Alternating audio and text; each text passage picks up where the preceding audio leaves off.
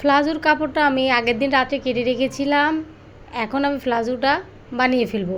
তো তার আগে আমি আমার বাবুর জন্যে কয়েকটা প্যান্ট এনেছিলাম। এই প্যান্টগুলো এতটাই খারাপ অবস্থা, কোনো রকম একটা করে সেলাই দেওয়া, একবার দুইবার না পরতেই সেলাই খুলে যায়। এর জন্য আমি ভাবলাম সবগুলো প্যান্টে একটু রাউন্ড সেলাই দিলে অনেক দিন প্যান্টগুলো পরতে পারবে। প্যান্টগুলো আমি সেলাই করে ফেলেছি, এখন আমি প্লাজোটা তৈরি করছি। নিজে যদি একটা 3 পিস কিনতে পারি, আমি নিজের হাতে ওটা সেলাই করি, অন্তত সেলাইয়ের মজুরিটা তো আর লাগে না, এটাই কম কিসের।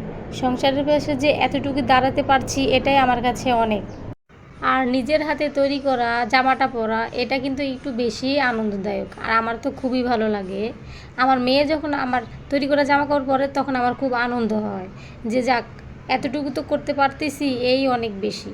তো তোমাদের সঙ্গে কথা বলতে বলতে আমার প্লাজোটা তৈরি করা হয়ে গেছে। আমি সব সময় চেষ্টা করি কিভাবে সংসারে একটু সাশ্রয়ী করব, আর এর জন্য তোমরা অবশ্যই আমার পাশে থেকো।